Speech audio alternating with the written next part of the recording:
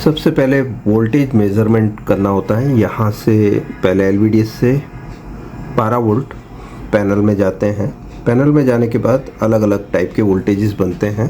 तो negative probe मैंने अभी चेक करने के लिए यहाँ लगा दी है। तो हमारे जितने भी वोल्टेज है यहाँ पे प्रेजेंट है या नहीं, वो देखने के लिए हमने मल्टीमीटर को वोल्टेज डीसी की रेंज में रखा हुआ है, जैसे कि आप देख सकते हैं। ओके, अभी हम सभी सप्लाई चेक करेंगे जो इम्पोर्टेंट सप्लाई होती है पैनल को बनने के लिए। तो सबसे पहली सप्लाई हम वी इनपुट पे चेक करेंगे, यहाँ पर 12 वोल्ट। अब मैं टेस्ट पॉइंट आपको किस तरह से बने हुए ये भी समझाऊंगा आपको जैसे जैसे हम आगे बढ़ेंगे। तो यहाँ पर आप देख सकते हैं वी इनपुट यहाँ दिया हुआ है, ठीक है। तो ये फ्यूज़ के दोनों एंड पे हमें चेक करने के लिए यहाँ पर वीसीसी पॉइंट पे भी चेक करेंगे, तो हमें पता चल जाएगा यहाँ पर 12 वोल्ट आ रहे हैं या नहीं। तो 12 वोल्ट ओके है। इसके बाद हमें 3.3 वोल्ट चेक करना है, जो कि VDD टेस्ट पॉइंट्स, यहाँ पे 3 टेस्ट पॉइंट्स हैं। एक तो VDD नॉर्मल है और एक VDD है और एक VDDL है, ठीक है। तो हम तीनों में चेक करेंगे। 3.3 वोल्ट हमें यहाँ पर दिखना चाहिए, जो कि आप देख सकते हैं 3.3 वोल्ट कंप्लीट है इसमें। अब हम दूसरे पे चेक कर लेते हैं। 3.3 वोल्ट नॉर्मल है, 3.3 वोल्ट यहाँ भी नॉर्मल है, ठीक है। तो ये तीनों टेस्ट पॉइंट्स पे हमें पता चल गया कि डीसी टू डीसी आईसी कुछ वोल्टेज तो बना रही है, जो इनिशियल वोल्टेज होते हैं, जो कि टिकॉन प्रोसेसर को काम करने के लिए ज़रूरी होते हैं। अब हम पावर ऑन वोल्टेज जो टिकॉन प्रोसेसर देता है वो यहाँ चेक करेंगे, जो डीसी टू डीसी आईसी में आ रहे हैं या नहीं। सो यहाँ आप देख सकते हैं 3.3 वोल्ट के करीब यहाँ पावर ऑन पिन पे वोल्टेज बन रहे हैं। तो इसका मतलब हमें अभी VAA सप्लाई, जो पहली बूस्ट सप्लाई इसमें से बनती है, वो चेक करनी है। VAA यहाँ पर टेस्ट पॉइंट है।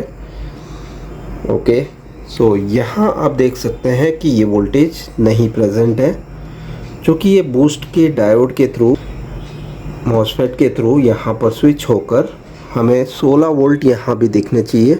लेकिन यहाँ आप क्या देख रहे हैं कि ये 11.89 वोल्ट के करीब बन रहे हैं। मतलब इसका मतलब बूस्ट सप्लाई नहीं बन रही है।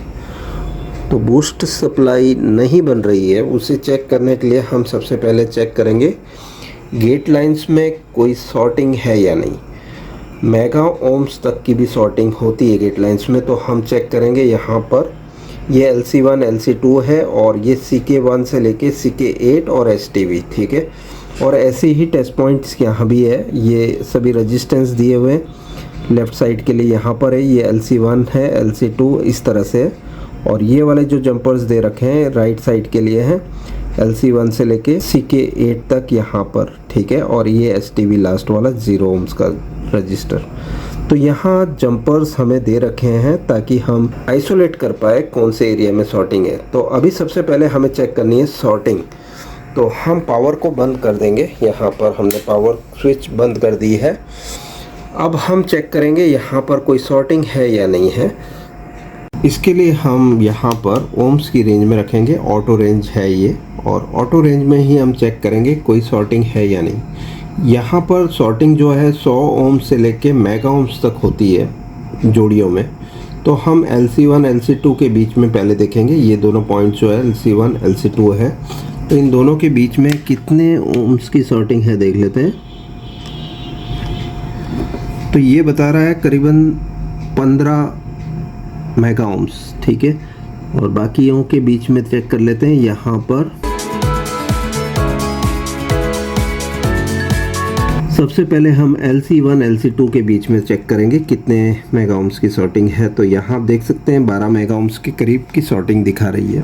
ओके, अभी हम CLK1 और 2 के बीच में चेक करेंगे। ये है 2 मेगा ओम्स के करीब। CLK3 और 4 के बीच में 2 मेगा ओम्स के करीब। CLK5 और 6 के बीच में 2 मेगा ओम्स के करीब है। और CLK7 और 8 के बीच में 1.7 मेगा ओम्स। और लास्ट यहाँ पर आप देख सकते हैं 1.5 मेगा ओम्स।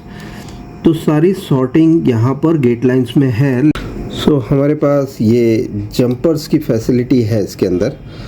तो जितने जंपर्स दे रखे हैं हम पहले राइट साइड के ही ओपन कर देते हैं। नॉर्मली इस टाइप की पैनल में राइट साइड में ही ज़्यादातर प्रॉब्लम्स आती है, तो हम शुरुआत राइट हैंड साइड से ही करेंगे।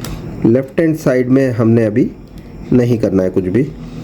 और यहाँ पर लेफ़्ट हैंड साइड में आपने ये देख लिया रेजिस्टेंस की कॉम्बिनेशन किस तरह से दे रखी है। LC1, LC2, CLK1, CLK2, CLK3, CLK4, CLK5, CLK6, CLK7, CLK8 और STV। ठीक है, तो ये रेजिस्टेंस को हम इंटैक्ट रखेंगे। और ये वाले रेजिस्टेंस है LC1, LC2, उसके बाद CLK1 से CLK8 तक यहाँ पर और STV। ठीक है, ये लास्ट वाला जो जंपर है वो STV का है।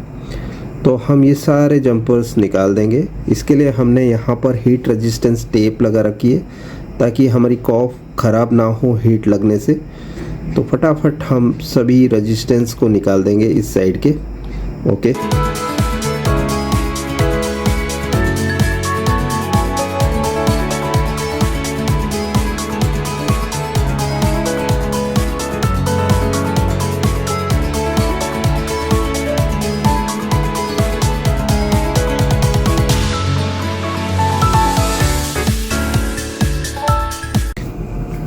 यहाँ पर आप देख सकते हैं सारे रेजिस्टेंस हमने वन साइड से ओपन कर दिए हैं।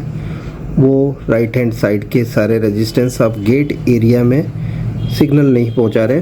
तो यहाँ पर जो भी अगर जो पिक्चर बनेगी तो वो इस एरिया से बनेगी इन रेजिस्टेंस के थ्रू, और ये लेवल शिफ्टर आईसी के आउटपुट से।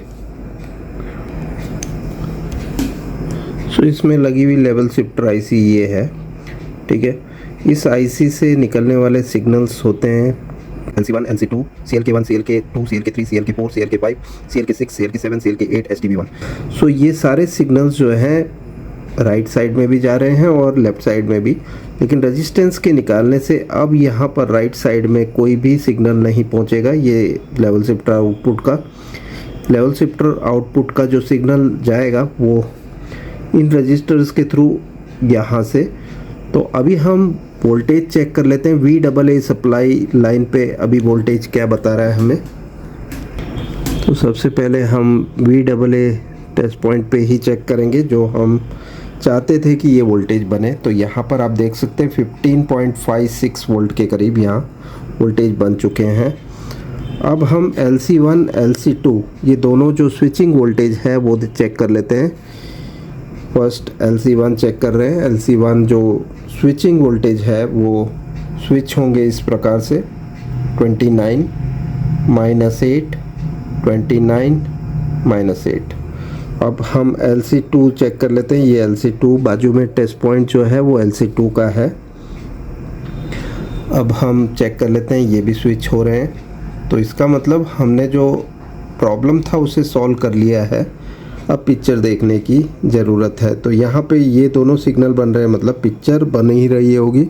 CLK1 है, ये वोल्टेज किस प्रकार के रहेंगे वो देख लीजिए आप।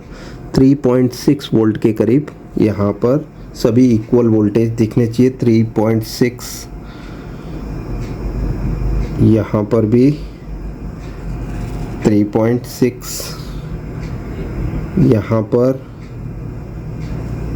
3.6 यहाँ CLK1 से 8 चेक कर रहे हैं हम, ये भी ओके है। CLK6 आप देख सकते हैं 3.6, CLK7 यहाँ पर 3.7, CLK8 3.7 और STV यहाँ पर जो कि -8 वोल्ट के करीब यहाँ पर या -9 वोल्ट के करीब यहाँ पर आ रहे हैं।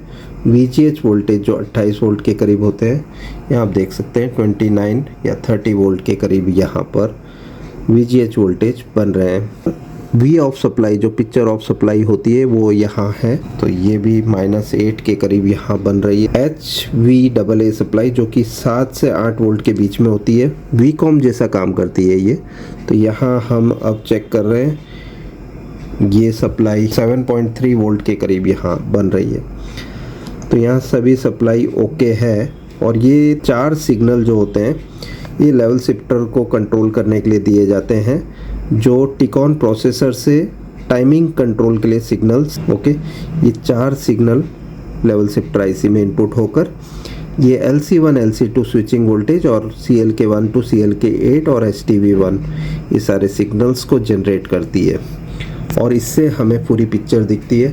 अभी हम पिक्चर देख लेते हैं, क्या हमारी पिक्चर पूरी बनी है या नहीं। पिक्चर बन चुकी है, तो यहाँ पर आप देख सकते हैं पिक्चर कंप्लीट है। इसमें जो प्रॉब्लम थी वो हमने सक्सेसफुली सॉल्व कर दी है।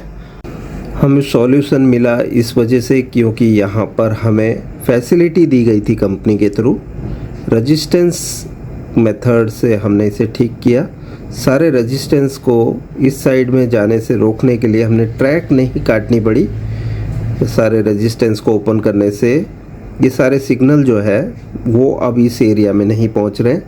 तो हमारे इस पैनल में प्रॉब्लम थी इस साइड में। अब चेक कर लेते हैं पूरी पिक्चर कैसे बन रही है। Roll camera action. तो यहाँ पे आप देख सकते हैं ये सेंसुई लिखा हुआ आ गया है। जो इसमें नो पिक्चर का फॉल्ट था वो हमने तो सॉल्व कर दिया है। अब पिक्चर चेक कर लेते हैं ये हमारी पिक्चर कैसी बन रही है। तो यहाँ देख सकते हैं ये बहुत ही बढ़िया तरीके से रिपेयर हुआ है। यहाँ गूगल टीवी आ गया है। हम चेक कर लेते हैं HDMI 1 पे और ऑन कर लेते हैं पिक्चर, चेक कर लेते हैं क्या हमारी पिक्चर कंप्लीट है या नहीं। तो यहाँ देख सकते हैं आप ये कंप्लीट है और इसमें जो प्रॉब्लम थी वो हमने सक्सेसफुली सॉल्व कर दिया है। ये टीवी को बहुत ही बढ़िया तरीके से आपको समझाते हुए रिपेयर किया है। पे कोलकाता में मेरी ट्रेनिंग है, आप देख सकते हैं। ये जरा जूम कर लेना। 3 दिन की सेमिनार है, 20, 21, 22 फरवरी 2026 को है। एडवांस बुकिंग करनी होगी, 1000 पे करके आप एडवांस बुकिंग कर सकते हैं। 10,000 टोटल फीस है, 9,000 आपको ट्रेनिंग के समय आके देना है। इन दोनों नंबर में से किसी भी नंबर पे फ़ोन करके आप ट्रेनिंग की सीट बुक कर सकते हैं। शुक्रिया दोस्तों पूरा वीडियो देखने के लिए। Thanks a lot, bye.